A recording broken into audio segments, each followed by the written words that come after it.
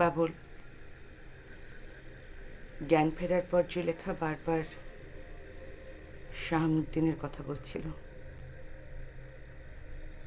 বারবার খবরের কথা বলছিল। যতক্ষণ জেগেছিল শুধু এসবই বলেছে। তুমি ওকে একটা ভালো ডাক্তার দেখাও বাবুল। বড় আপা, জুলেখা এর আগে আমারও একবার বলছিল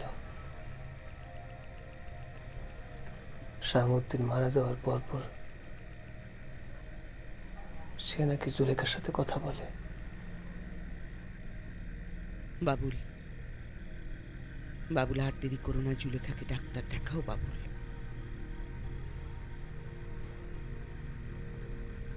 ডাক্তার তো দেখাইতে হবে,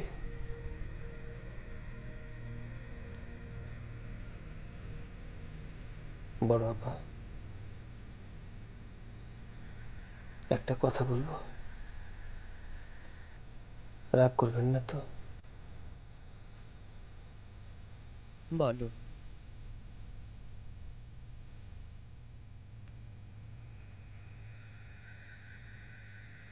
জুলেখা তো সারা জীবন অন্য মানুষের খেয়াল করছে, নিজের দিকে কোনো খেয়াল করে না। আমি ব্যবসার কাজে বাইরে থাকি,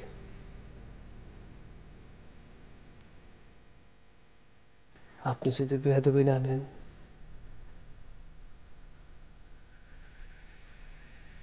জুলেখার দিকে একটু খেয়াল রাখবেন। রাখবো বাবুল, আমি অবশ্যই খেয়াল রাখবো।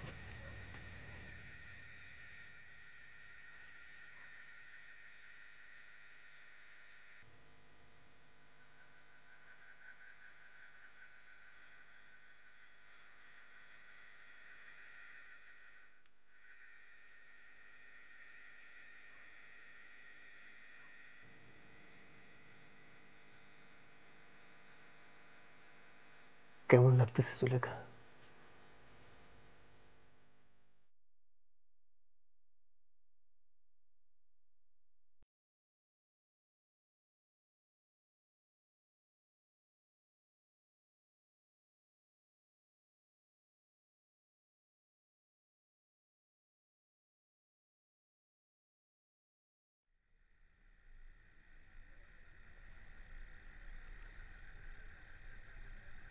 তুই কই গেছিলি? আব্বার সাথে কথা বলতেছিলাম। তো ফুয়াম্মার সাথে দেখা করছিস? গেছিলাম, সে ঘুমায়।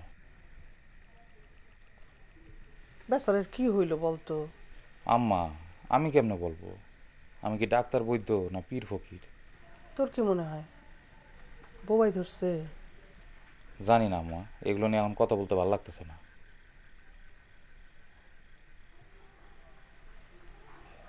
আসল ঘটনা কি জানোস? না। তোর ফুয়াম্মারে সিনে চর মারছে। সিনে তো এক গালে চর মারে না, দুইটা চর মারছে, দুই গালে। এই সময় যদি বাইরে থাকতো না, সুলেখারে পাওয়া যাইতো না। এক চরে বাতাসে উড়াইয়া অন্য গায়ে ফেলত।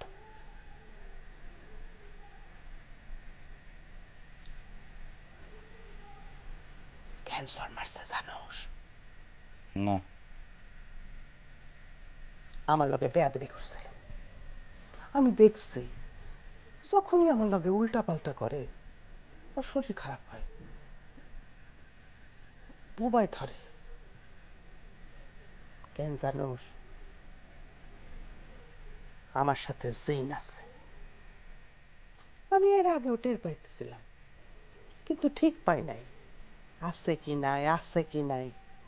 আজ পুরাপুরি ঠিক পাইছি। জিন তো আমারই দেখা দিছে। জুলেখা আমার লগে বেয়াদবি করলো, আমি ঘরের দরজা বন্ধ কইরা কাঁদতেছি। হঠাৎ শুনি দুইটা চড়ের শব্দ। আজব ব্যাপার, ঘরের মধ্যে কোনো মানুষ নাই, চড়ের শব্দ কোত্থেকে এলো? তারপর দেখি সে দেখা দিল জিন। আমার সাথে কত কথা কইল, কত কথা। কি কথা কইল জানোস? কি বলছে? আমি যে তোর দোকানের কথা বলছি, ভালো দোকানের ব্যবসায় উন্নতি হইব। আরো একটা গোপন কথা কইছে। কি জানোস?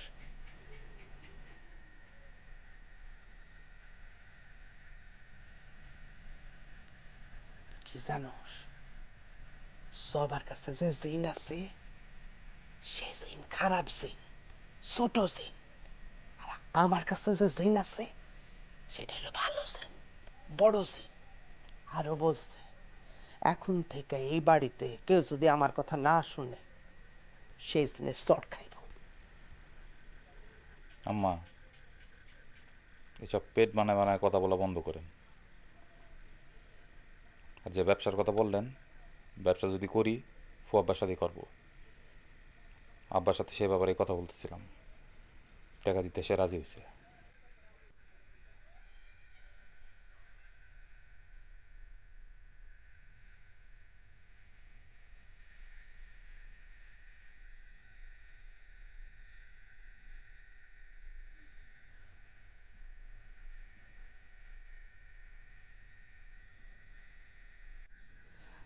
আমার একটু ধরবো, উঠে বসবো।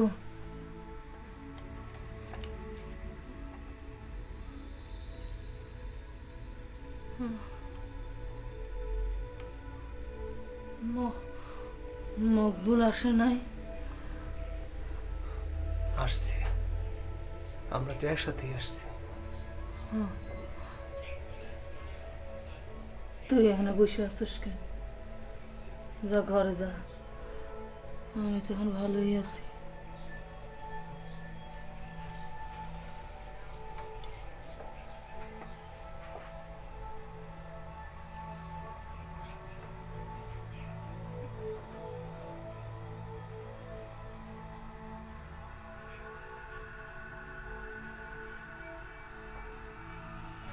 আয়সা খাওয়া দাওয়া কিছু করছো নাকি এখানেই বসে আছো? খাবো, আমার নিয়ে চিন্তা করো না তো। বাবুল, তুমি যাও, খেয়ে এসো। আমি আছি তো জুলেখার কাছে। যা খাই আসো।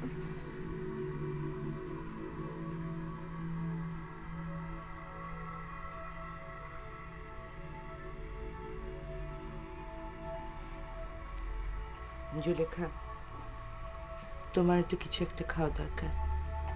আমি তোমার জন্য খাবার নিয়ে আসি। না,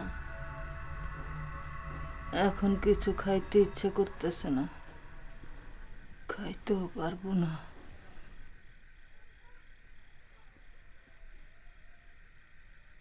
তোমারে যদি একটা কথা বলি, তুমি বিশ্বাস করবা? আমি কেমনে মরবো সেটা কিন্তু আমি জানি। আমি মরবো ফাঁস নিয়ে, নিজের গলায় নিজে ফাঁস নিব, ঝুলবো আর ঝুলবো। যারা ফাঁস নিয়ে মরে তাদের জানাজা হয় না,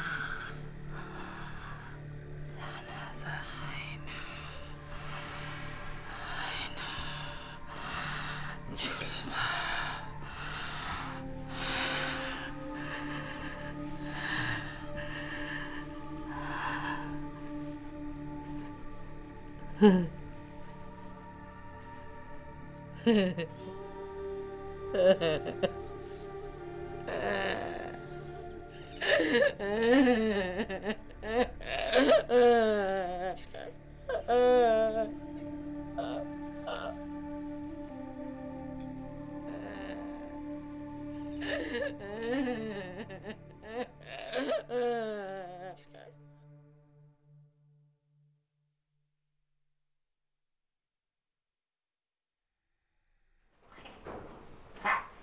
এই বান্দরের ছাওয়া, কুতকুতি দিচ্ছিস কেন? পিঠ চুলকায় দে। ওই কখন থেকে খাইতে ডাকে, যাস না কেন? আবার পেট চুলকে দিতেছি, আবার যাইতে দেয় না। যা খাইতে যা।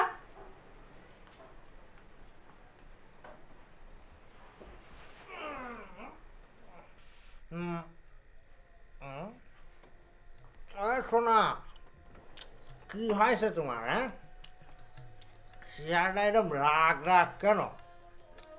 সকালে কি সুন্দর আরাম করে আদর করে রেখে গেলাম তোমার। আর চেহারাটা বানাইছে একটা পেশার মতো। হ্যাঁ, কি হয়েছে? এই কি আমার কাছে পছন্দ হয় না? না তা হবি কিরাম করে? বাইরে তো মন দেয়া নেওয়া চলতিছে, ভালো তো আমাকে আর লাগবেই না। জুলেখাবুর শরীরটা খারাপ, একবার তো দেখতেও গেল না। বাড়ি ফিরে একবার দেখে আসা দরকার ছিল না? এটা তো ঠিকই কয়েছ, ওসমান তো আমাকে কয়েছে কথা। ওই ওসমানে কল সে নাকি ফিট হয়ে গেছিল। এই ঘটনা কি? জুলেখাবুর কি পোয়াতি হচ্ছে, পেট হচ্ছে? বাবুল ভাই কালীপারে বাপ হতে যাচ্ছে না? সাব্বাস, একদিন একটা কাজের কাজ করেছে। এ বান্দার উপর তার শ্রদ্ধাবোধ বাড়ি গেল। তুমি এত আজে বাজে কথা বলো কেন? আজে বাজে কথা মানে? জুলেখাবু পোয়াতি হচ্ছে না? বাবুল ভাই বাপ হতে যাচ্ছে না? আর দূর ছাতা, কোনো শ্রদ্ধাবোধই নেই। আগে শ্রদ্ধাবোধ জেনেছিল সে নিয়ে আসে। যাও, আর আজে বাজে কথা কব। একটা কাম করি শোনা, তোমার সঙ্গে কিছু কাজের আলাপ করি। এই সকালবেলা যে তোমাকে একখান কাজ করতে বলে গিয়েছিলাম, সেটা কি করিস? কি হলো, মনে পড়তেছে না কি করতে কয়েছিলাম? মনে পড়বে কি করে? মন তো তোমার থায় এত দিকে, মনে তো না পড়ারই কথা। আচ্ছা আচ্ছা, ঠিক আছে, আমি তোমাকে মনে করাই দিচ্ছি। সকালবেলা তোমাকে কয়েছিলাম বড় ভাইয়ের কাছে গিয়ে আমার কথা কয়ে একটু কান্নাকাটি আর ধানাই পানাই করে কিছু টাকা নিয়ে আসার জন্যে। সেটা আনিস?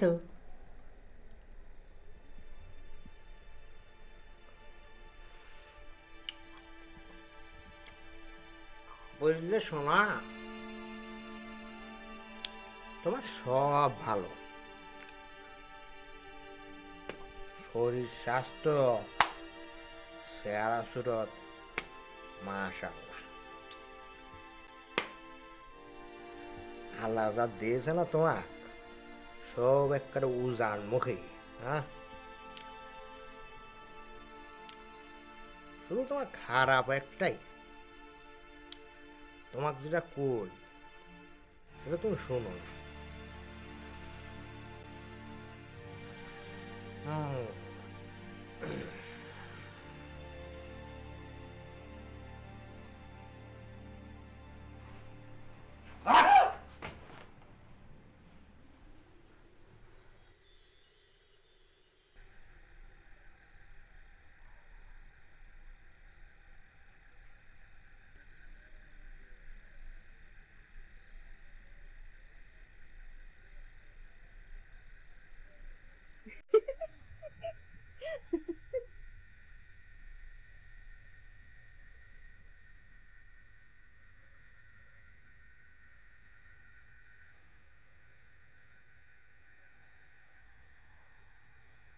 বুবু, তুমি না বলছিলে দুলা ভাইয়ের সাথে গল্প করতে, তাই গল্প করতেছিলাম।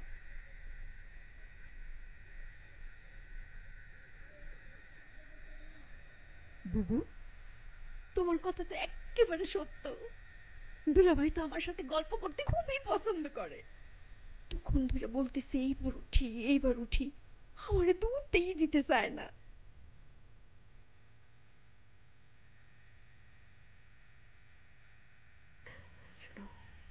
দুলা ভাই তো মানুষের মনের কথা একেবারে বুঝা পারে।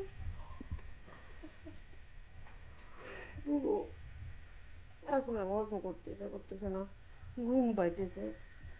কই ঘুমাবো আমি? কও। আমি তো এই ঘরে ঘুমাইতে পারতাম দুলাভাইয়ের সাথে গল্প করতে করতে।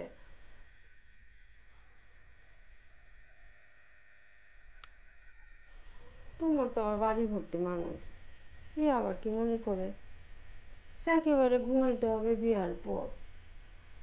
এখন কই ঘুমাবো বলো, ঘুমাই দিতে কই।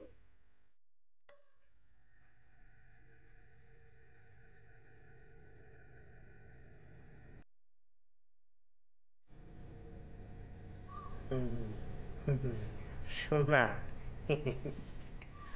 দেহ দেখি মাটিটা ওই দিকে একটু ডাই হয়ে গেছে নাকি?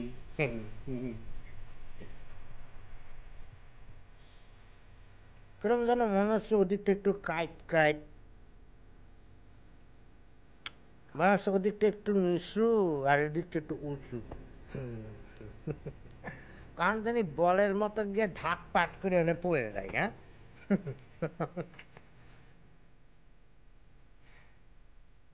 বান্দর আর মেয়ে মানুষ দুটো কখনো লাই দিদি, লাই দিলে একেবারে মাথার উপর চড়ে বসে থাকে। সকালে আমি ঠিক এই ভুলটাই করেছিলাম, তোমার আদর করে না কয়ে যদি দুটো লথে মেরে কয়ে যেতাম তাহলে কাজ আমার ঠিকই হয়ে যেত। কি করবো কও, আমার তো বুক ভর্তি মায়া।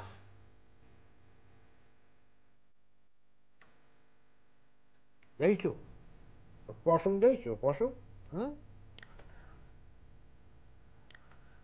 যাদের বুকের পশম বেশি হয় তাদের বুকে মায়া বেশি, যাদের বুকে পশম নেই তাদের বুকে কোনো মায়াও নেই। তোমার নেই নেই নেই।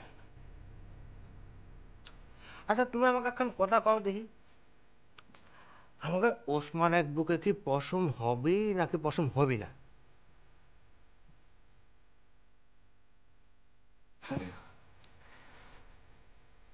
কি এমন কঠিন কাম দিয়েছিলাম তোমায় কও? কইছিলাম ভাইয়ের কাছে গিয়ে আমার জন্য কিছু টাকা নিয়ে আসবে। কোন আজেবাজে কাজের জন্য টাকা চাইছি? কও চাইছি? ব্যবসার জন্য টাকা চাইছি। আর তোমার তো এমন না যে আমি কয়েছি যে বাজার যাও, বাজারে গিয়ে গতর বেজে আমার জন্য টাকা নিয়ে আসো, কয়েছি? এই কয়েছি? এই এই এই কয়েছি? তোমার বুকে হাত দিয়ে কও কয়েছি? আর যদি কয়েও থাকি সেটা তো দোষের কোনো কিছু নাই। আমি তোমার স্বামী, আমি তোমার ক্ষতি পারি। এই দেখেছো পাও, দেখেছো স্বামীর পাও, পাওয়ের নিচে হতিছে স্ত্রীর বেস্ট। স্বামী যেটা করবে সেটা করা স্ত্রীর কর্তব্য, অক্ষরে অক্ষরে পালন করা, বুঝিস? এই পাওয়ে আছে না, পাওয়ের নিচে থাকবা আর অক্ষরে অক্ষরে সব কথা পালন করবা। হ্যাঁ।